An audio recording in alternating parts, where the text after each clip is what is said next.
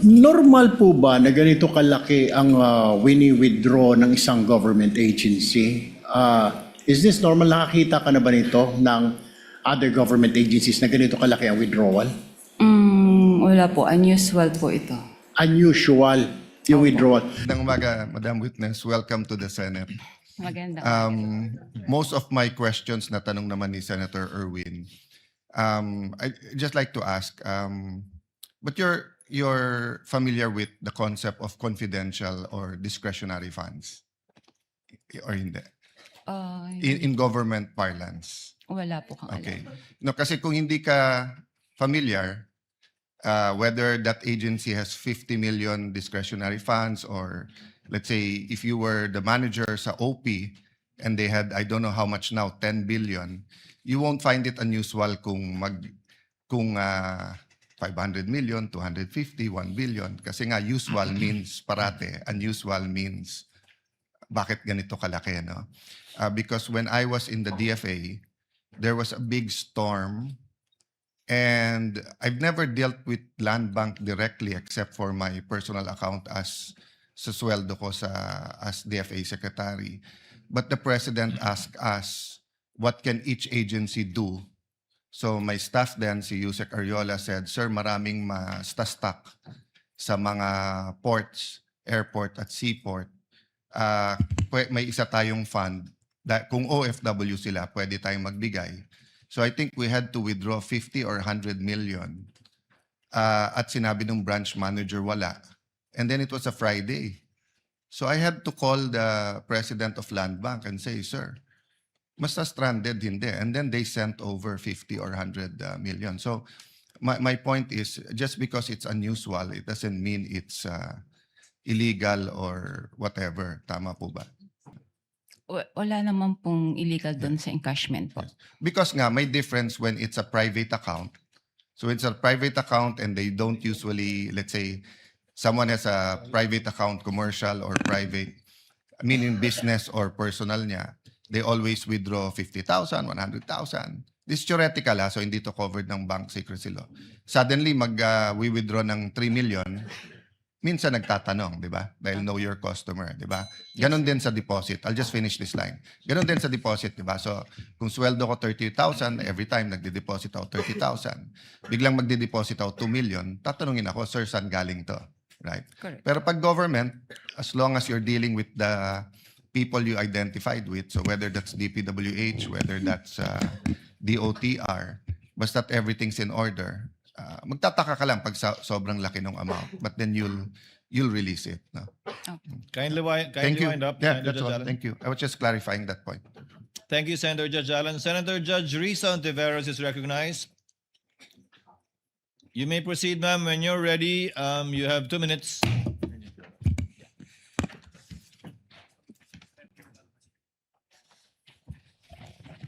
Salamat po, Mr. Presiding Officer. Madam Witness, yung 32 years nyo po na sinabi sa banking industry, yun po ba lahat ay sa Land Bank lamang? Opo. Okay. And then, sabi nyo po, unusual. Unusual yung withdrawals na ito. Sa 32 years nyo po sa banking industry, sa Land Bank, nakakita na po ba kayo ng ganyang kalaking amount na withdrawal ever before? First time po. First time. Okay. Sabi nyo nga kanina, unusual yung amount. First time, may ganyang amount na 125 million pesos. Bakit nyo sinabing unusual? Ano yung floor nyo para sabihing unusual yung isang amount? Usually po kasi kaya naging unusual para sa akin kasi cash po siyang kinukuha. Mhm. Sa other, naman po is, kumbaga nag-issue po sila ng mga cheque sa, yung disbursement po nila. By checks po, hindi po cash. Okay. So hindi lang yung laki nung halaga na 125 million ang unusual din na yung ganyang unusual amount ay sa cash kinuha at hindi sa mga cheque. Opo. Okay. And yung 125 million, yun ba yung minimum na pag kinuha in cash, sasabihin nyo unusual? Or meron bang lowest amount na kapag kinuha in cash, sasabihin nyo na rin unusual? Pwede naman po naming sabihin na unusual. Let's say kung over, let's say 500,000 na po siya. Over 500,000. Kasi yun, Kung over 500,000 kinuha in cash, sasabihin nyo unusual. for that particular, let's say po yung kliyente, yung Yes. mga ganun po. Opo. For the particular client. Ito, hindi lang 500,000, 125 million. So, 250 times mas unusual sa minimum amount na sasabihin yung unusual kung kinuha in cash. Depende po rin sa yung kliyente po. Depende sa kliyente. Mm. But kung sino mang kliyente aside, nasabi niyong unusual dahil 125 million na para po sa akin is 250 times yung 500,000 at hindi po in check, kundi in cash po kinuha. Pwede nga po, depende po sa depositor po niya. Kung regular lang sa kanya yung mga ganun withdrawals or what, it's usual. Okay. Pero kung parang for the first time ma-encounter namin that much, unusual po sa akin. This was your first time. Opo. And in your 32 years, higit 3 dekada, kung masasabi nating pambihirang amount ito in cash, Opo. masasabi nating once in a lifetime yung ganitong amount in cash. Pwede po. Pwede. Alright. Salamat, Mr. Presiding Officer. Thank you. Tutuloy ko po sa second round. Thank you, Senator Judge Risa. Senator Judge Villanueva, thereafter, our distinguished Senate President. You may proceed, sir, when you're ready. You have 2 minutes. Thank you, Sir Presiding Officer, Senate President. Madam Witness, binanggit niyo po yung unusual, no? And gusto kong susugan yung katanungan. Yung usual, below 500,000 pag individual.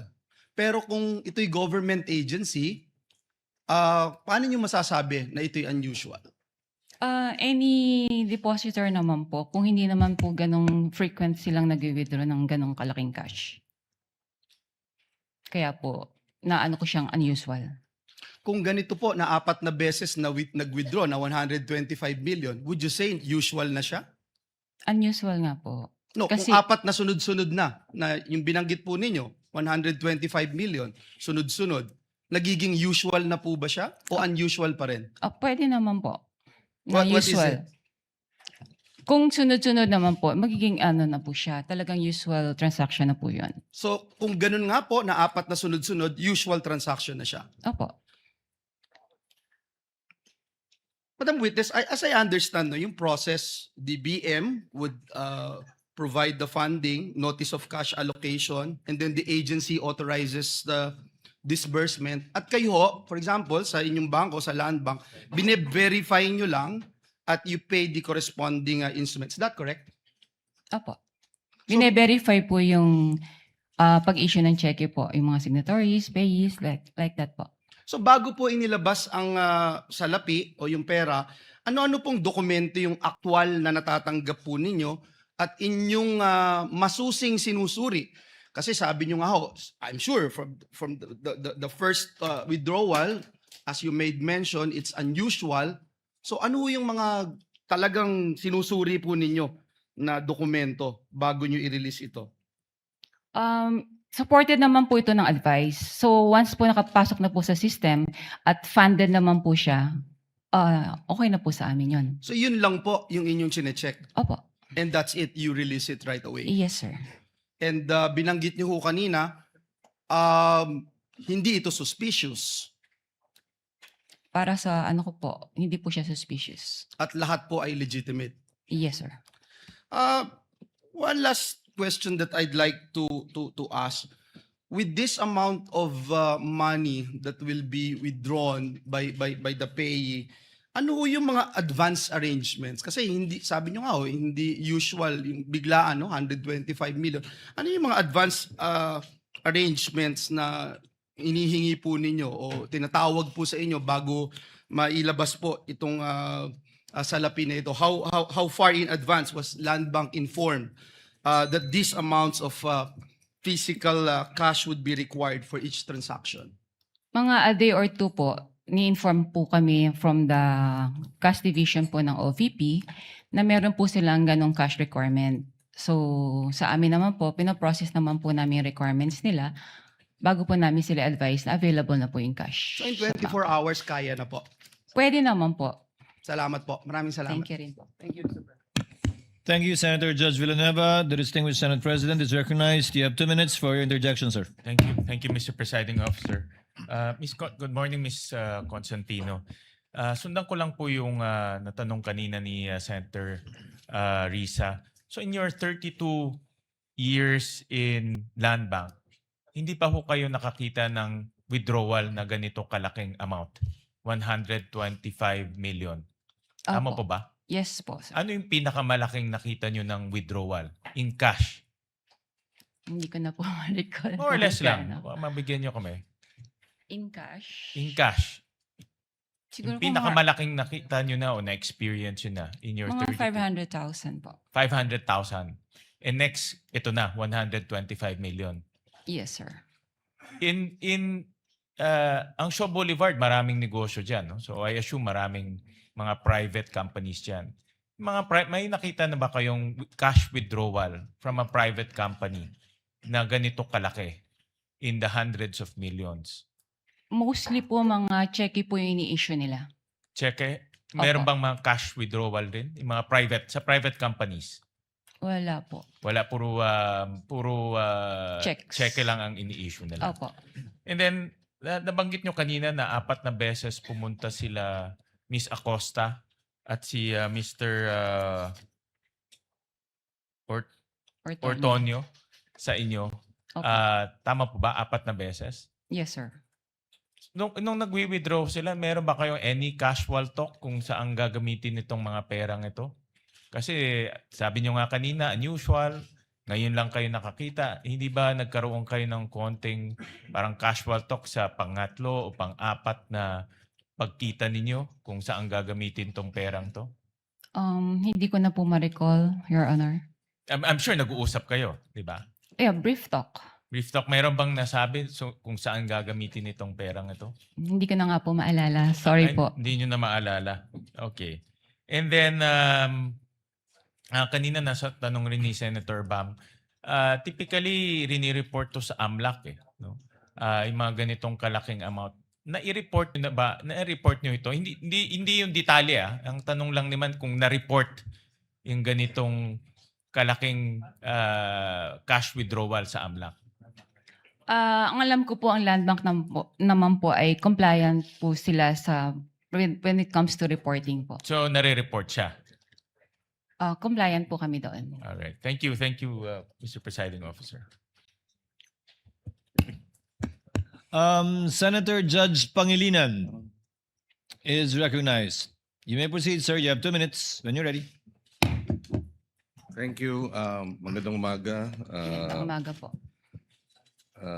Unang-una, si Gina Acosta, kilala ninyong bilang Special Disbursing Officer, tama? As payee po ng cheque. Hindi bilang Special Disbursing Officer. Hindi po. Kung siya ang payee, hindi, at sinabi nyo, iba ang tumatawag sa inyo na 2 days in advance. Iba po. Di ba? Sino yung sinabi nyo yung tumatawag? Si Miss Queenie Masangkay po. Miss Masangkay. Opo. Bakit iba? Would you know, if you know, bakit iba yung payee, iba yung tumatawag? Wala po kang idea kasi it's under the agency po kung sino pong gusto nilang gawing payee po. Pero bakit si Masangkay ay kilala mo? Nagpakilala siya? Did you meet each other? Na-meet ko po siya kasi po bago po sila mag-open ng account po sa amin, so nag-visit po sila sa branch. Okay, so you knew her personally and therefore siya ang tumatawag. Pero ang payee ay si Miss Gina Acosta. In other accounts, would you know or would you have experience na ganun din? Iba yung payee, iba yung tumatawag? I suppose yes, no? Wala po akong idea. Okay, okay. Doon sa nabanggit niyong first time ang ganyang kalaking halaga, kaya sabi niyo unusual. Meron pa bang ibang ahensya? Tama bang sabihin, walang ibang ahensya ng pamahalaan ang naglalabas ng ganyang kalaking pera sa inyong accounts, sa inyong branch?